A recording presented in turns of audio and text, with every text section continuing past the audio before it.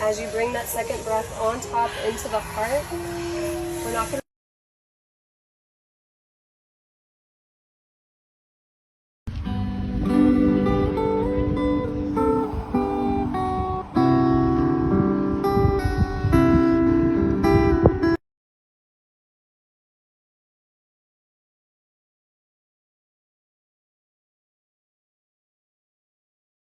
this practice, just soften into that space.